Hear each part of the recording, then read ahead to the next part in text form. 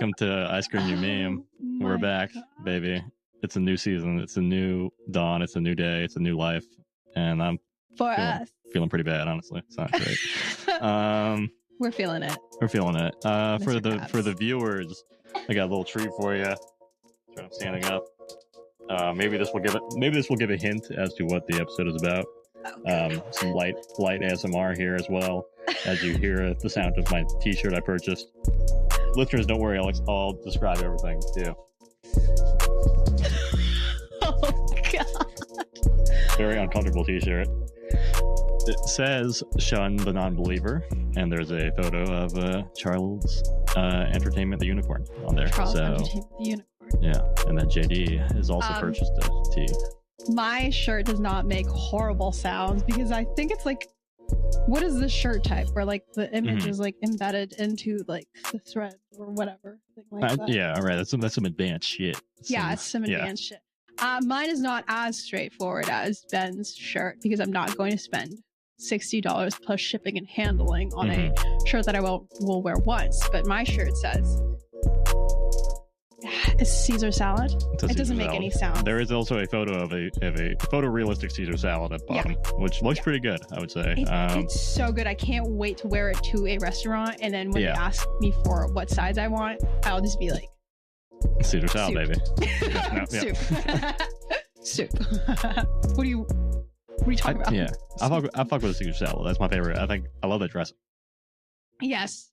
That is my favorite dressing style. I did not know what was in a Caesar dressing until probably like college, because someone who we both know, we went to college with, told me that she worked at like a sandwich place and they would make the Caesar dressing. Yeah. And then she was like, "This is how they make it." And I was like, "Right." What?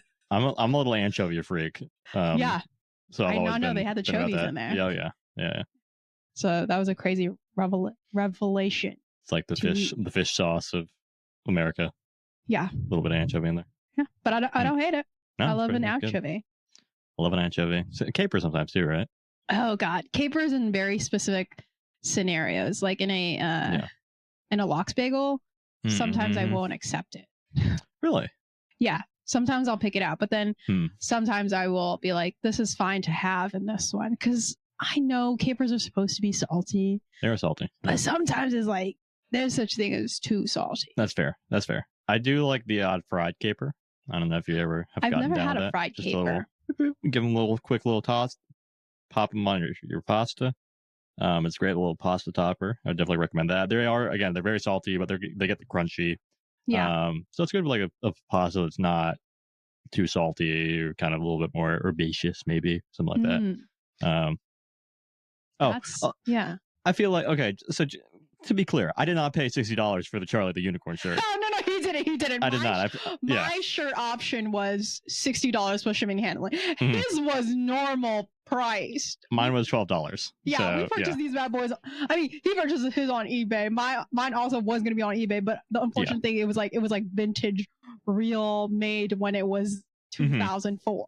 Right. Mine was printed on demand by a drop shipper. So it's not expensive. Yeah. Back to the caper thing. Something I discovered as a different salad topping alternative, like probably in the past like 7 years, is fried or crunchy couscous on salad. Okay. Yeah. This was okay.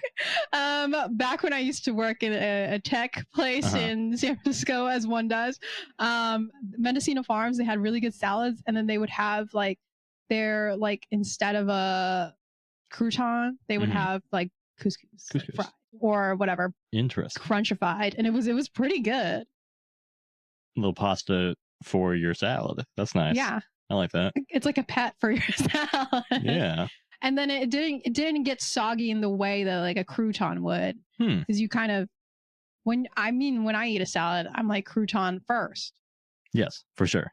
You got to can't leave it behind. First. Yeah, because then you just now have soggy bread, which is fine, but not in a salad where you already have a wet leaf.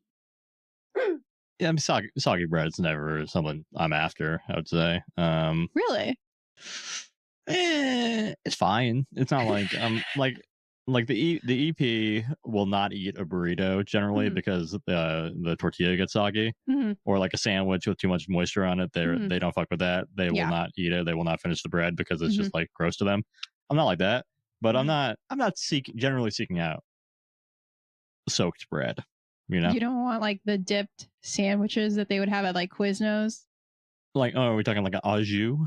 Yeah, I could take or leave an au jus. I don't think it doesn't really add much to me generally. You know, it's just like a messier sandwich. Again, I'm kind of a fucking slob, so it's not maybe not for me. Yeah, I love me a sandwich that comes with a dip. So fair, yeah. Make it. I'm like kind of like if I was Kobayashi, but I was taking my time. So not like Kobayashi at all. So. Yeah. But I was like taking my sweet fucking time. Kobe, like in terms of like you still don't chew, you just like do it slowly. Is that what we're talking about? Like, yeah. Like I just will do it. I just won't shove it down my throat. I'm just doing it one inch at a time. I do it at my own. Oh god, at my own pace. Yeah, right. Yeah. So in a way, I am. That's fair. You know the Kobayashi. Yeah, right. That's all right. Yeah. So that make me the what's Vallejo's own son? Joey Chestnut? Yeah. That was a deep. For me, that was a deep pull. I haven't thought of that name in a while. Joey Chestnut in a while. Yeah. Yeah. I read the hot dog book, so I do think of Joey Chestnut occasionally. Oh yeah. I am in that book. Yeah. I have probably 30 pages in. Okay. I'm a slow reader when it comes to things that I actually want to read. But when I don't want to read things, you can get through I just don't read them. Oh, okay, interesting. Okay. I like that approach. Yeah. Jamie Loftus, shout out to a very talented podcaster, much more than me, and writer, good writer as well. And the hot dog book, a joy to read. Really enjoyed that book. It is a joy to hold and have people ask what you're reading as well. It's nice little piece. Yeah. There's an image of a hot dog on it, and then it just says Radha.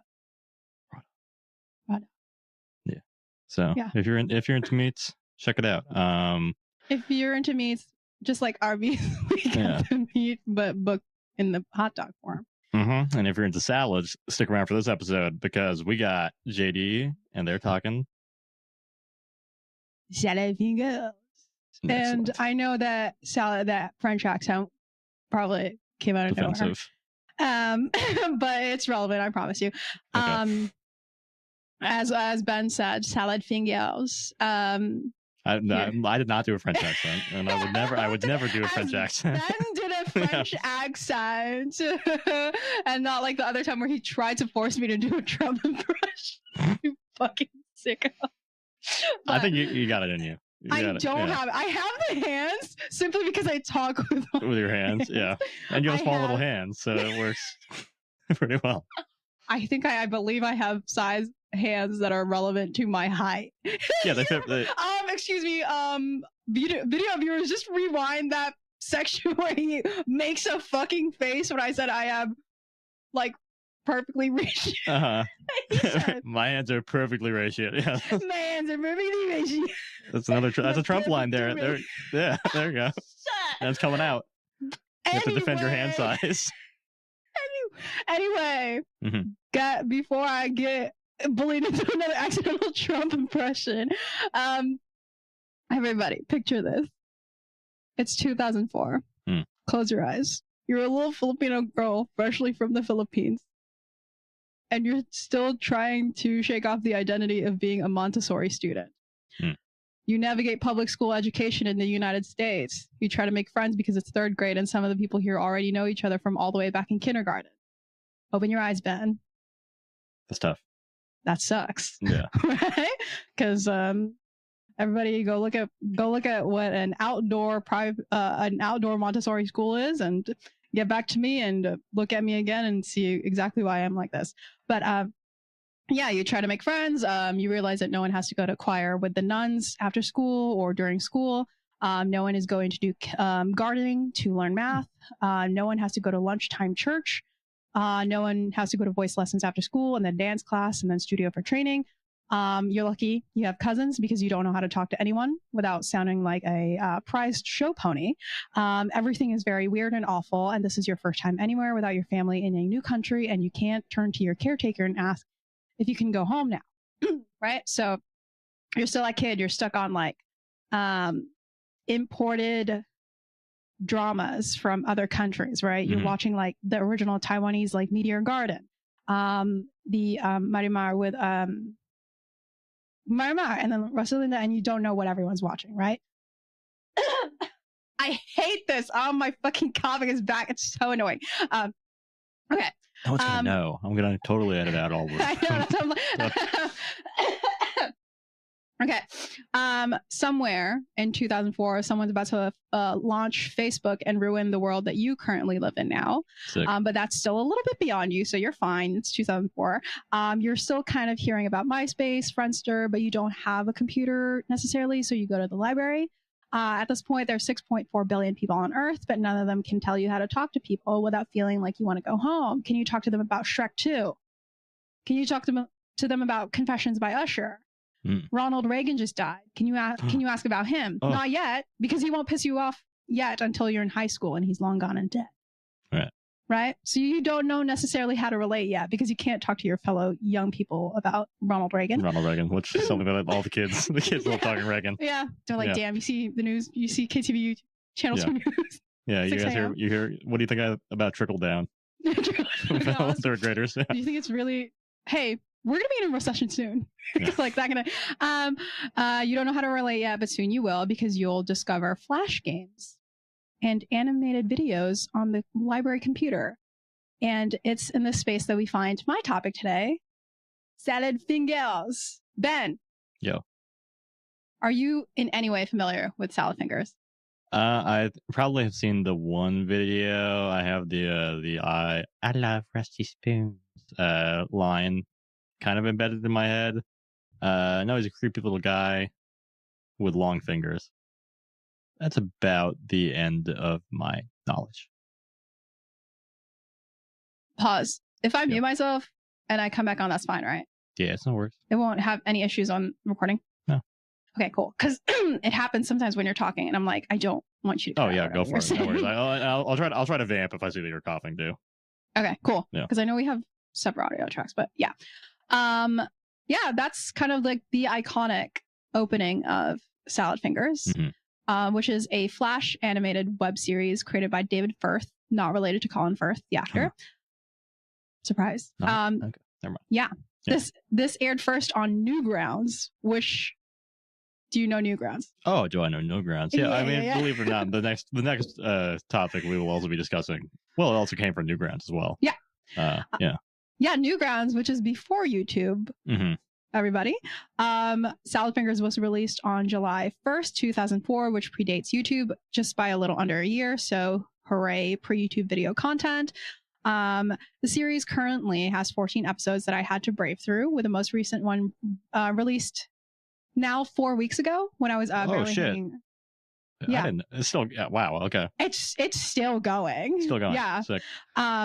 So Salad Fingers follows Salad Fingers, a green humanoid type creature dressed in a blue greenish long sleeve, black bluish pants and brown shoes.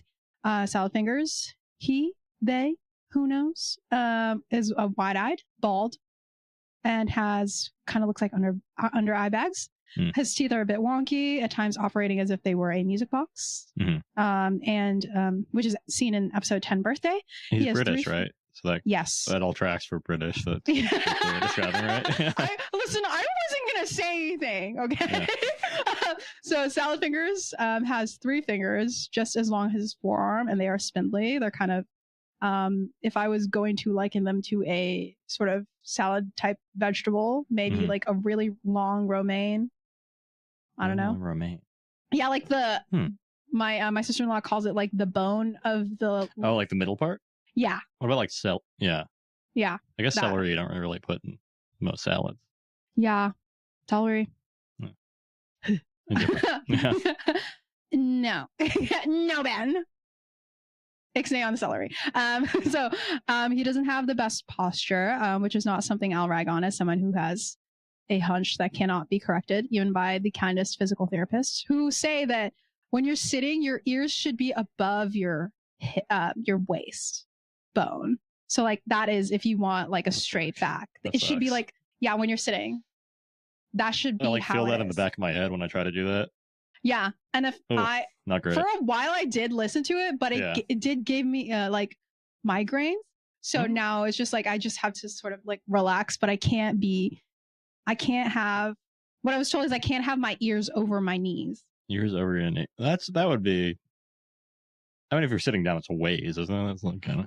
Yeah, I can't be like that. So they have to be like that. Okay. They have to be between above. Knees and hips. Yeah. Okay. Yeah. If I really want to go ham, it should be like that proper, like straight thing. But I was like, listen, yeah, it's not gonna work. Yeah. So, you should do that if you feel motivated to sit straight and have a headache.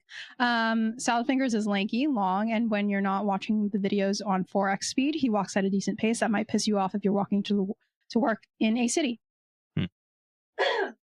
He's a saunterer. Yeah, he's kind of like I think his arms are faster than his legs when he walks, but then that doesn't say anything because his arms are still pretty slow. Salad Fingers is mad. Back up.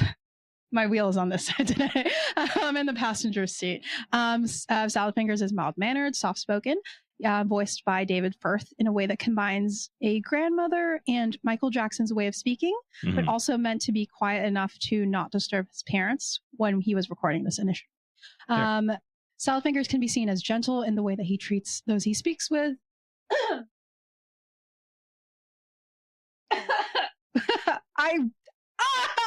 This is my one pain. Okay, he can be seen as gentle in a way that he treats those he speaks with, but he can also be seen as incredibly off-putting, disturbed, and a teensy bit fucked up. At its core, Salad Fingers can be seen as a slice of life series that follows Salad Fingers as he lives. I have multiple times just been wanting to call him Fingers. Fingers? Or like Salad. Fingers, that's all good. Mr. Fingers. SF. SF. And that's how I wrote him on here. Yeah, whatever momentarily, I'm like, San Francisco. Mr. Fingers. It follows Mr. Fingers as he lives his days in a barren wasteland. He encounters various creatures that may or may not be a figment of his imagination. He seems alone, but has a social calendar that I'd call more booked and busy than I was when I was juggling my day job and work as Bawan as if I was Hannah Montana or something. So... we start the series on episode 1, Spoons, in 2004. Long time ago. Where we get an introduction to Salad Fingers and his whole shit. It's evident in the video itself, but in the description of the re-upload of the video, after I finished this essay, he re-uploaded it for some reason. Really? Okay. Yeah. So I probably have to look at like the original millions and millions of views of it, but if you look now, it probably doesn't have the same amount. But in the description of the September 30, 2025 re-upload of the video, it says Salad Fingers likes rusty spoons. He likes to touch them with his long fingers. He likes France, so he calls them his finger, which is French for fingers. So the French is relevant. Wait, finger? F-I-N-G-R-E with a tilde on top. Upon checking in on French people on YouTube and my Canadian friend, it is fingers is actually doigt. Oh yeah, I was gonna say. Yeah. That's not close to it in Portuguese or Spanish, I don't think. So yeah. So fact check says NCT 127 says check the facts, go check that. It's about the vibes though, right? Yeah. It's French vibes, yeah. Yeah, it's the vibes, right? So salad finger is much better than salad doigt. It just doesn't hit, you know? Doigt et salade? Yeah. Doigt et salade? Yeah. That was for you French listeners. Don't leave just yet. Salad Fingers tells us that the feeling of rest against his Salad Fingers is almost orgasmic, right? In episode 2, Friends, 2004, we get introductions to his friends, which are finger puppets named Marjorie Stewart Baxter, a redhead that tastes like sunshine and dust, Hubert Cumberdale, who tastes like Sutton Poo, Barbara Logan Price, and Jeremy Fisher. We see through these puppet finger friends, we see his treatment of those around him, whether it be his finger puppets, friends who we may or may not know to be real people at one point, or to a random stranger that he asks to come into his house to help him retrieve a fish in the oven, but eventually locks them inside of the oven. We also see cases of Mr. Fingers performing self-harm and stating, "I like it when the red water comes out," in reference to his bleeding finger. In episode 3, Nettles, 2004, we see more of Mr. Fingers' penchant for self-harm when he gathers nettles, stinging nettles, and rubs it all over his shirtless chest, specifically on his nipples. This instance, 2004, No. Makes you think. This instant makes him think of happy times, which makes you really, capital R, think capital T about the state of Salad Finger's current world if stinging nettles is something that is a throwback to his happier days.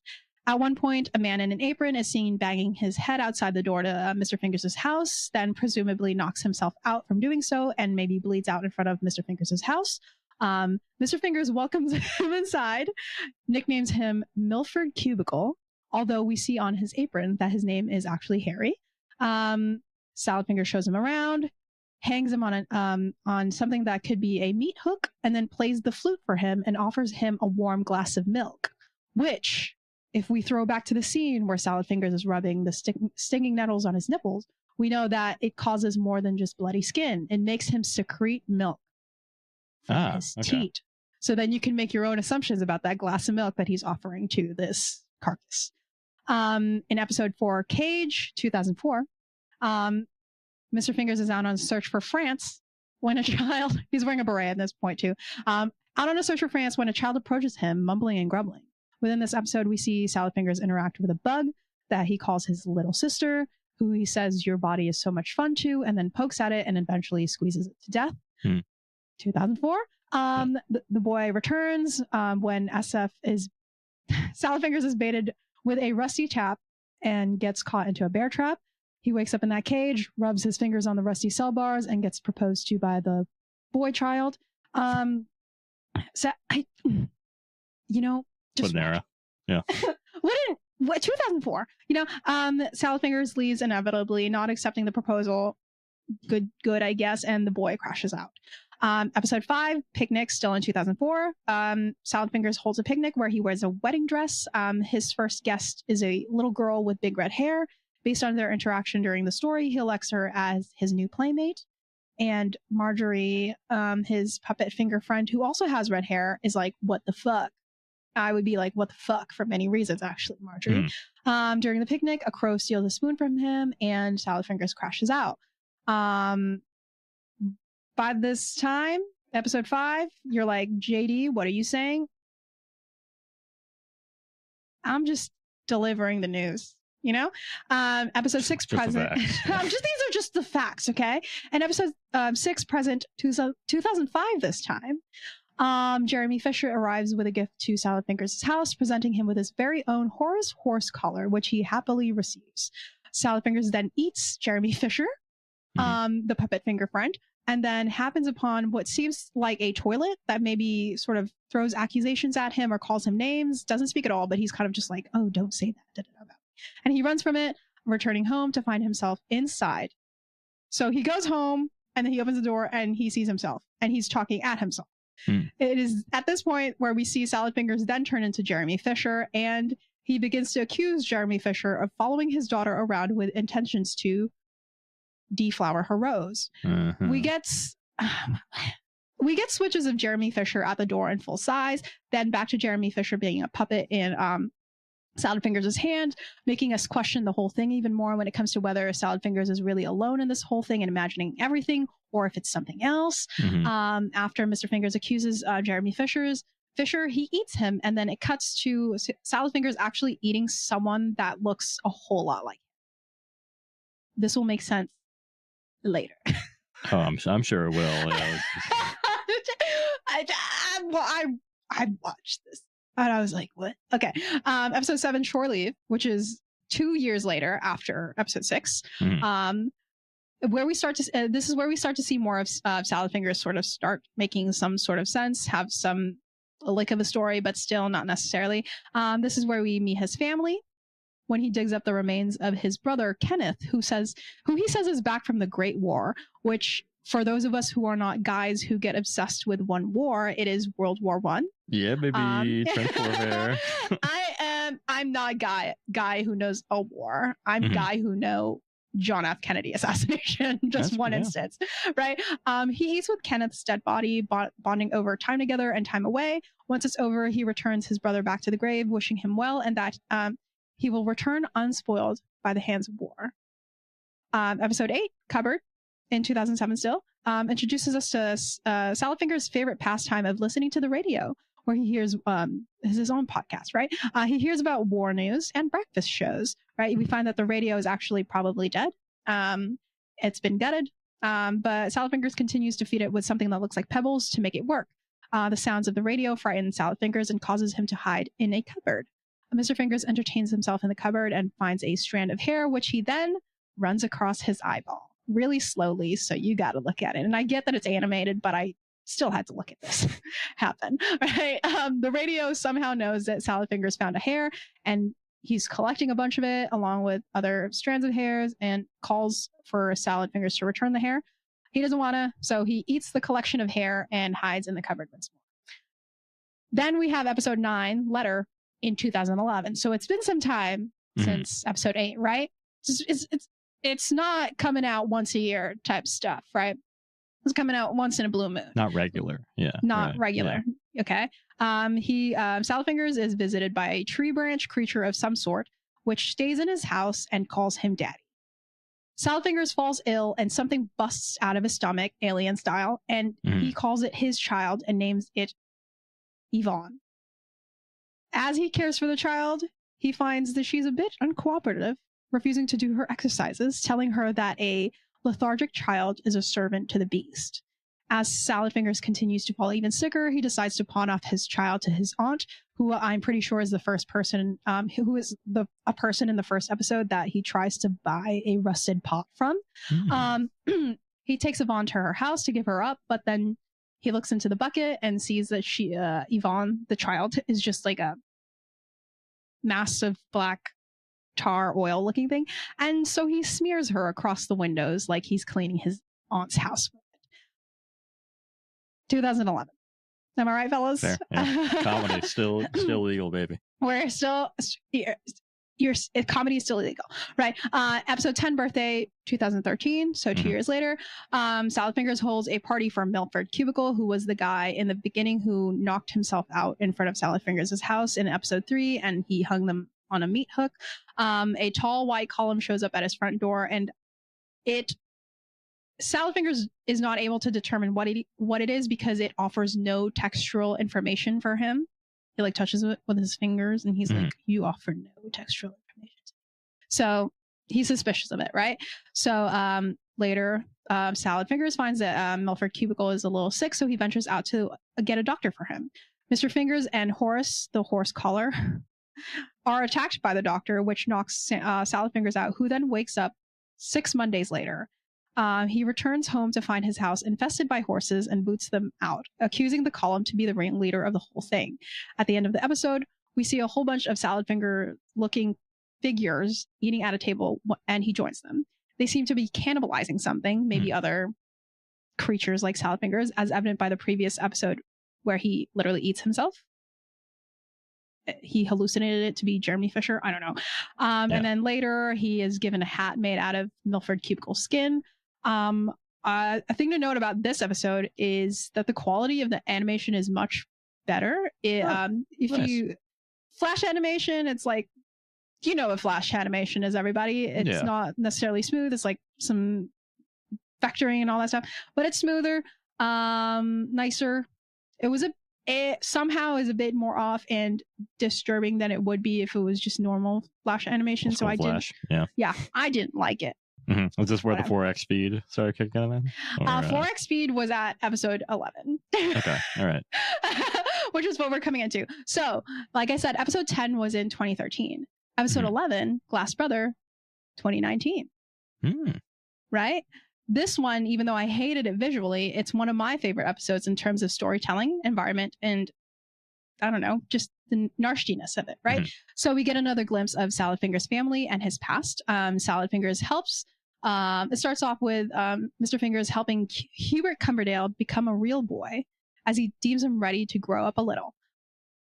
He adds a bunch of flesh to him, and he's like, you're a real boy now. And then Hubert Cumberdale can talk.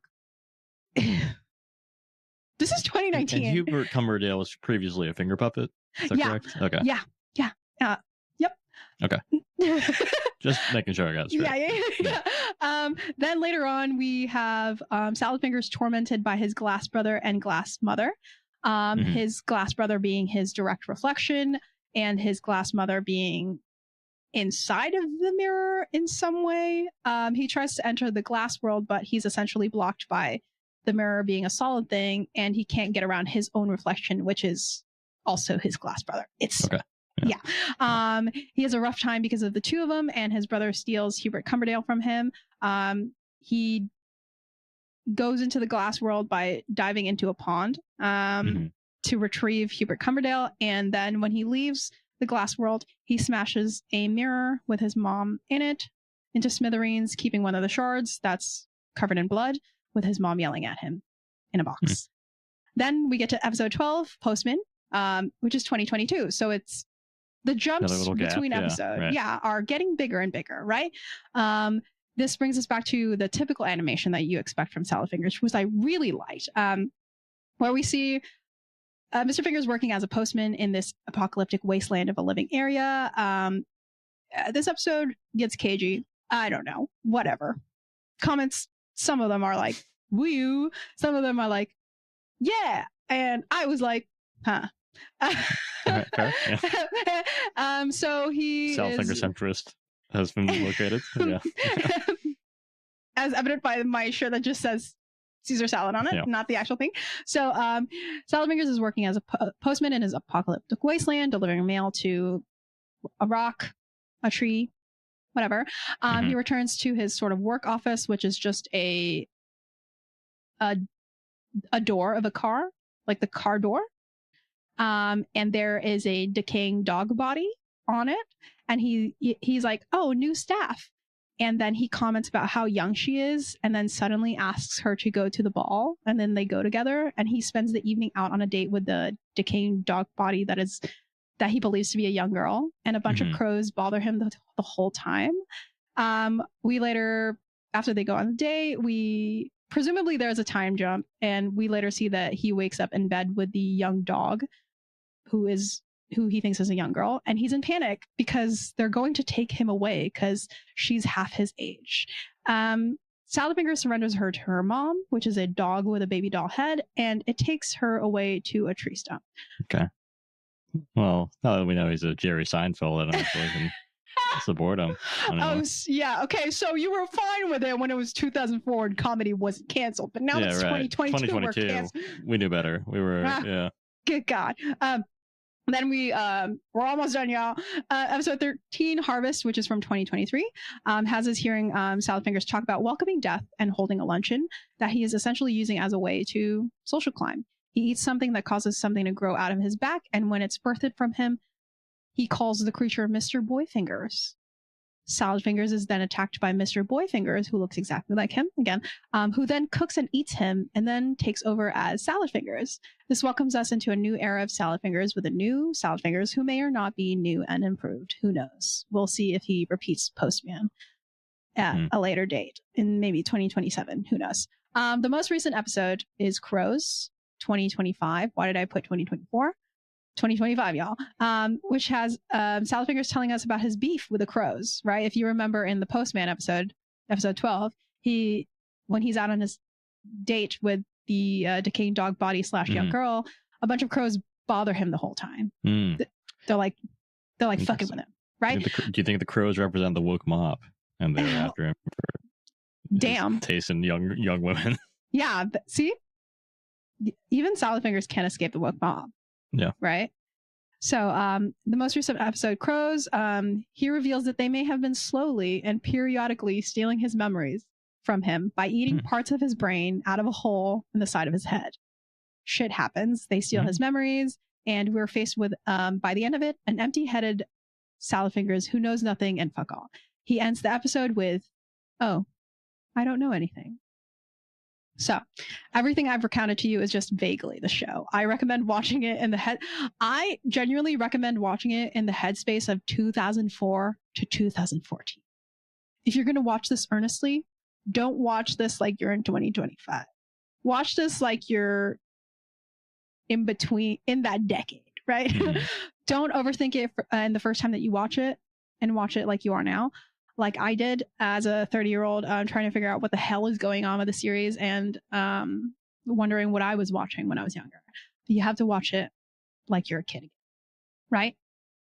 As a teen, I only made it up to episode 8 in 2007. Mm-hmm. So I watched everything from 8 to 14 as an adult. 30-year-old heart, for the 30-year-old mind. Yeah, for the first time, right? I tried to think back on my type of humor in 2009 to 2004. Like, what was around then?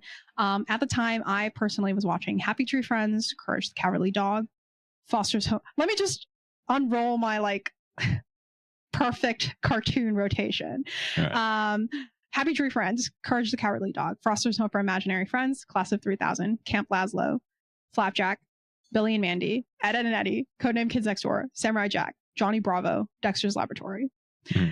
Also, Cow and Stacked. Chicken. Oh, yeah. Absolutely fucking stacked. Yeah. Cow and Chicken, Ren and Stimpy, Rocco's Modern Life, Crashbox on HBO, All Real Monsters. Peak fucking kids cartoons to watch after school or at night. I wasn't a Nickelodeon or Disney Channel kid, but I was mostly a Cartoon Network kid or PBS child. One can hazard a guess that I was more of an active viewer of the slightly off-putting and weirder shows of the time. They were not edgy then, because I think everything was sort of edgy back then, right? Uncancelable, right? It was only canceled when you ran out of ideas. Oh yeah, Johnny Bravo back then, which not to be, he was just a sex pest. That was like a little joke. Yeah, literally. And Crashbox on HBO is not something that any parent would show their child now, even though I think the audience is supposed to be like kindergarten or like young kids. It's visually very scary. Really? For HBO? Yeah, visually very scary. Yeah. Lots of like, I don't want to say like claymation, but it's like kind of like the icky looking humanoid type thing. Yeah. I feel like that studio that did like Real Monsters and like I think Rugrats as well. They had kind of a disturbing little look to their animation too, like very like wavy lines and shit. Yeah. Yeah, and then Ren and Stimpy and Cow and Chicken. Mm-hmm. Some stuff that I should not have necessarily been watching. I think even my parents were kind of like, "Please don't watch Ed and Eddie," and it was like normal, but it was just because they caused a ruckus. Mm-hmm. Yeah. I was watching those kinds of shows at the time, so you're probably like, "How did you see Salad Fingers as a kid?" As a kid, I probably thought it was like edgy, something that like my cousins didn't necessarily like, but my guy friends watched, right? It was cool. It was cool to me at the time to be cool to the guys. Mm-hmm. They watched Salad Fingers and it entertained them and made me different from the girls in our friend group. Thinking back on it now, it was not a romantic interest in the boys type of thing. I think it was one of those things where I fully didn't understand why I needed to separate myself from the girls, because I did love them a lot, but not in a way that I think I got until I was in high school. I was watching a lot of these things, not the incredibly stacked fucking series of cartoons that I watched, but I meant like Flash animation on fucking YouTube, Newgrounds and shit. Right. I was like, for the boys to hang with the boys. Yeah. Right. I needed to be a cool boy with the boys so that the girls would look at me like they looked at the boys, right? That's a pretty cool boy. Yeah. So because like then I would be cooler than the boys because I could hang out with the boys, but then I was also a girl, right? Yeah. Right. Yeah. You get the best of both worlds, right? You could find the boys weird, but you'd be okay with me because I'm a girl just like, right? Yeah. Like, come hold my hand and ask me about the boys that you like. Because I'll tell you what they want and you'll want to hang out with me. Right. Yeah. I probably was like watching Salad Fingers as a way to like relate, invade, and test things. Like, get the girl by showing her you understand boys, but however, you don't get the girl at all because she gets the guy instead. Many of them do. And until college. The gauge at the reveal. That was mine. Yeah. Right. And then nothing fucking happened because you're in middle school and high school. Yeah. But as an adult, I still kind of use Salad Fingers to like relate to people. But in in a way to relate to like the peers who were like witnessing the rise of like the internet, right? Independent media that we can all access together on YouTube, Newgrounds, and Crackle, or like wherever you were going. Because the internet during peak of Salad Fingers, we recently had a party at our house where my brother's friends and my sister-in-law's cousins came over. And I've known my brother's friends since they were like middle school. I have seen these kids grow up. I was one of the 2 people above their 30s in that space. I was functioning as the older sibling and stand-in parent during that time. And then some of them joked about how many generations were at that party. And I was like, I guess, right? Yeah, right. They would joke about being polite to me because I was oldest and some other things about being older, which is fine for me. I don't fear aging. But one of the things that made me laugh a little bit was when we discussed computers, school, and tech in general. I was in the discussion with my 24-year-old sister-in-law and my brother's 19-year-old coworker. We discussed computers in the classroom and how we had them while we were going through school, but they weren't really that much of a big deal until I was leaving high school. When I was starting school in general, computers were for faculty. We had computer classes with nuns, making sure that you were typing correctly, right? Computer classes, typing classes. And then in elementary school in the US, computers were for the library. Or when you were taking accelerated reader tests, right? And then someone was grading. By middle school, it was for the TAs. We had a home computer that I would go on MySpace and Friendster for, or like upload on YouTube and Crackle, but it was like in the living room. Right. By high school, laptops were kind of common space, but I was mostly like writing essays, going on Tumblr and making like really bad music, right? The internet, it's when I do Salad Fingers, when I talk about Salad Fingers or like anything in that space, it's just me going like, what was it for us during that time? And like, how did we deal with it? Like, Ben, do you remember the state of your use of computers and the internet between like 2004 to 2008? Yeah, so 2004 to 2008, I would have been about, coming up on like 10 to like 12, right? Yeah, so yeah, like what, yeah. 8 to 12, basically, in that kind of block. So let's, obviously, as a adolescent boy, there was definitely some discovery of things on the computer that were pretty major. Didn't discover incognito mode for a while, or how to clear my history. So my strategy was, look, I wasn't looking at anything crazy. I was like 11. But I was just like, oh no, I looked up for like, oh man, I looked up boobs. I gotta like what other yeah, exactly, like pretty girl boobs, let me see. And so I would just be like, okay, what else can I search that will like move it down far enough that it won't be the first thing they see, so I'd be like, stop. I'd be like, boobs, beer, brothers,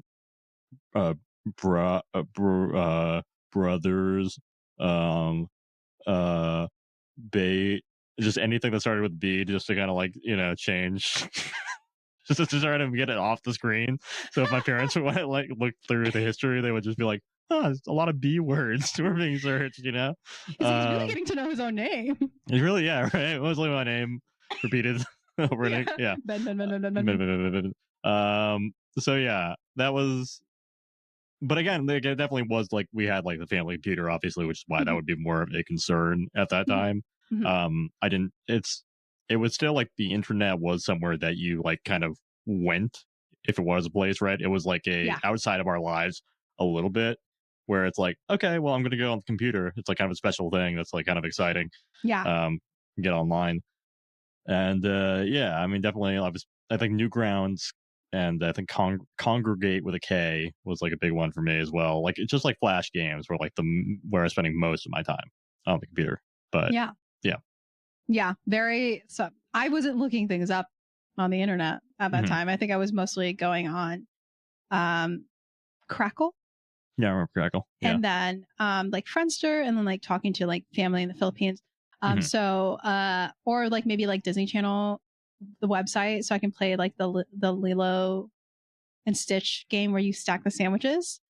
Or I would do like the Barbie dolls on there, and like you do a lot of things. Like I remember playing like a Garfield game too, or we had like you had computer games, right?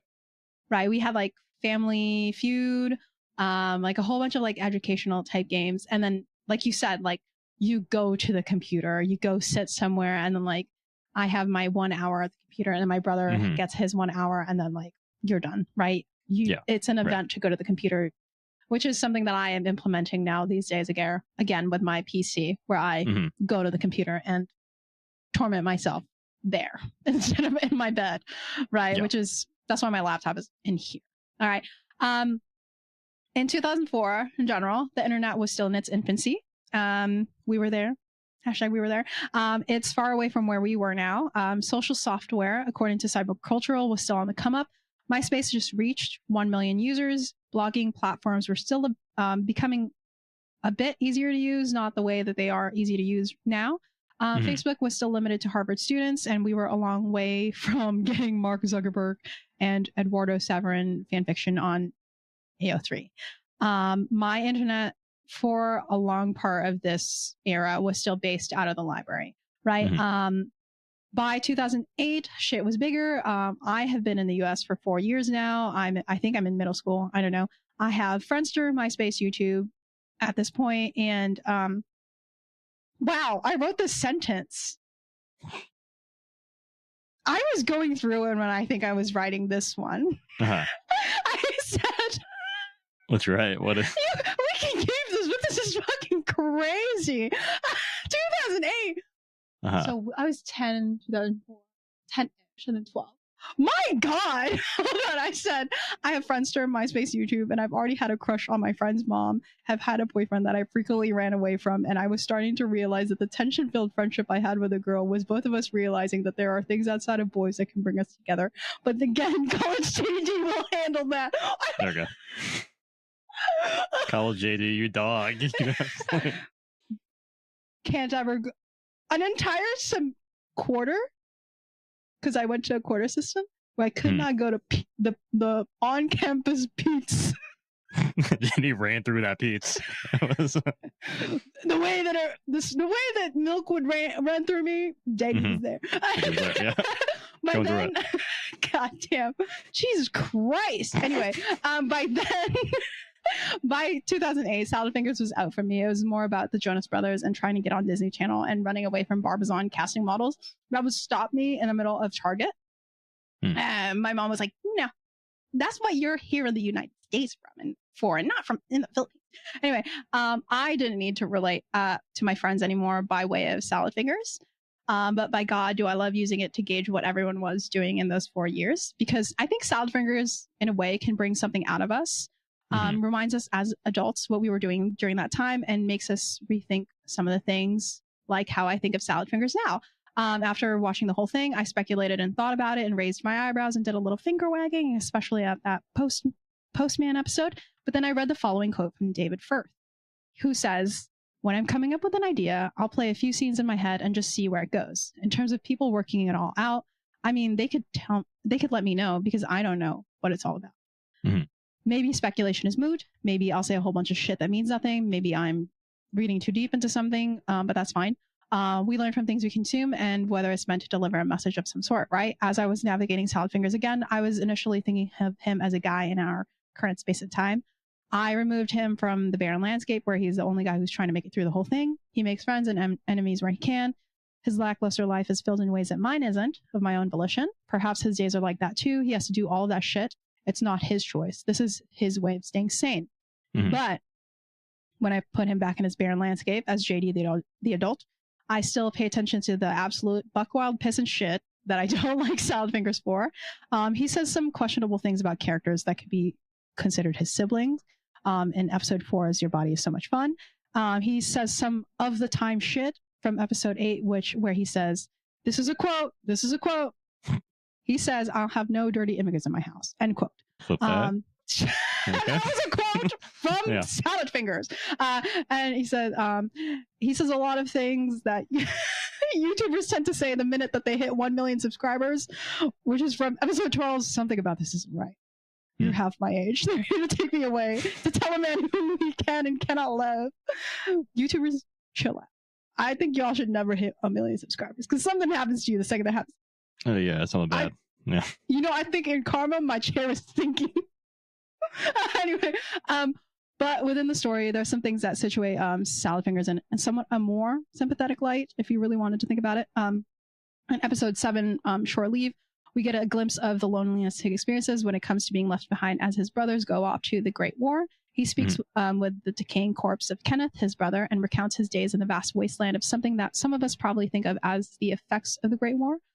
We see his sadness because he's left behind once more as he sings at Kenneth's grave.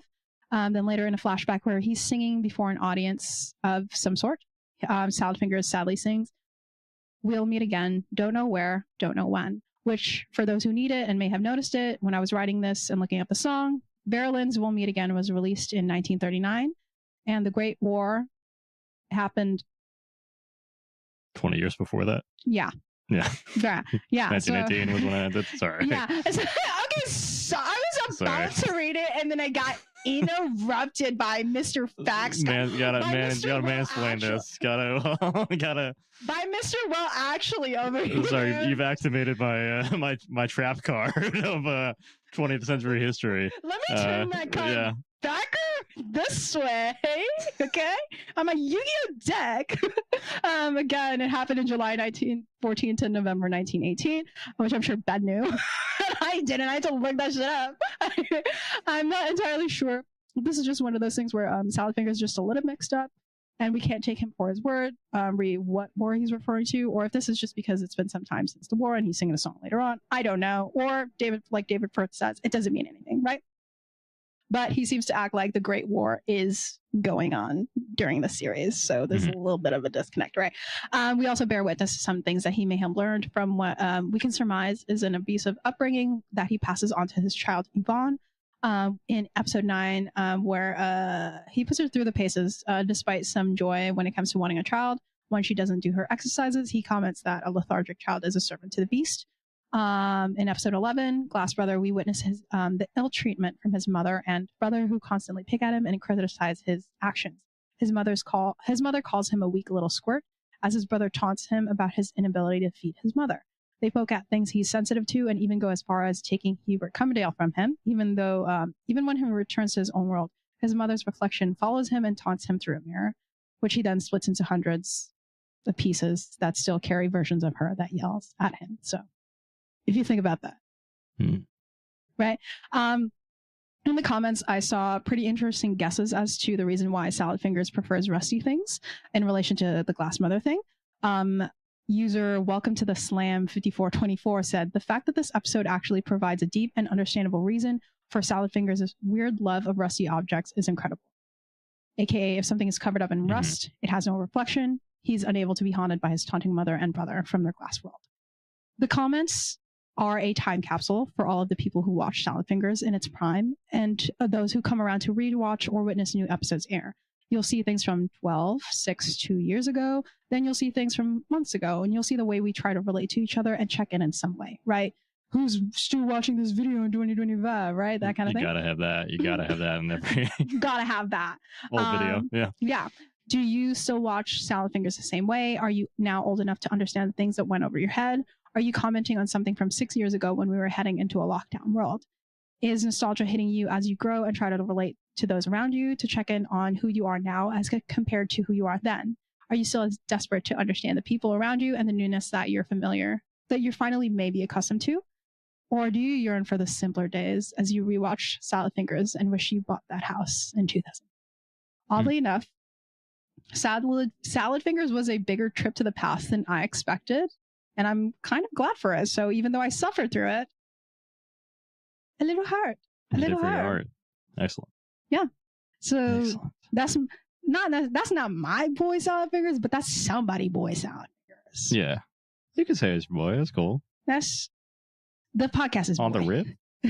Yeah. Interesting. Yeah. Didn't realize how British he was. It's incredible how I did not think about that as a child. But now I'm like, I mean, it's fine because the person who made it is also of the area. Right, yeah. Yeah. And there's parts he says like there's captions, not necessarily captions, but there's like text on the screen as like Salad Fingers and some other people speak. And he was like, oh, that's just for like the Americans who might not know what is being said.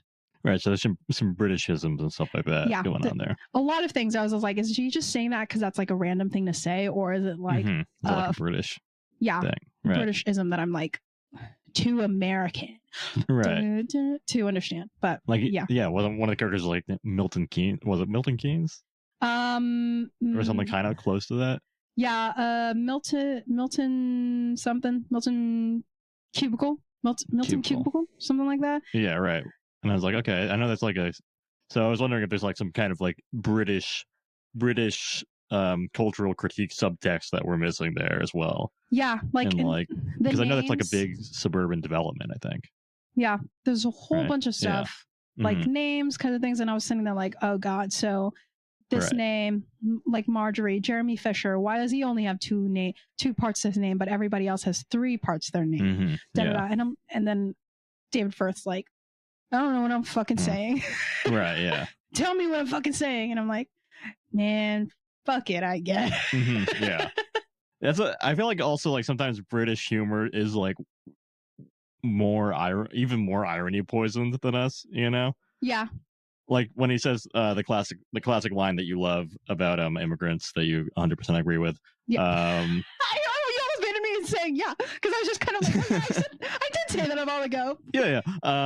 Like I feel like I've heard some British comics that definitely like they're like, I like to tread the like ironic line, you know, where it's like, are you criticizing? Because I know the UK has like a similar kind of naturalization, like nativist, like get them back, send the boats back kind of bullshit as we do. So I'm always like curious because I'm not as good at reading British people. If it is like, are you making a joke about this to point? What is the target of this joke?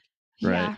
That kind of thing. Yeah, I like when I was going to that part, I was like, I'm in my notes. When I quoted that, I was like, is he saying that because he believes it, or is he saying it because he heard it on the radio, and the radio is talking about like war news and like breakfast talk program, which in the US, a lot of like breakfast shows on like AM channels tend to be, you know, the ones who would say that unironically. Yeah, right. And Sal Finger, I mean, also he's a weird little freak. Yeah. And I don't think you're supposed to like relate to him. Like you're not supposed to be like, that's my guy. That's how I base my life on is Salad Finger, you know, like. Yeah, it's like. He's a fucked up little guy. He's a fucking guy. He's one of the guys. You get why he's a guy like that. You're kind of, even when you get why someone's a guy like that. You can still be like, stop. Yeah, you know? Right. But that's him. Yeah, that's him. That's our boy. /him/they. Who knows? Some contention on his Wikipedia page too. Yeah. Be him. Their Wikipedia page. You know? There. Right. Yeah. So. Yeah. Interesting indeed.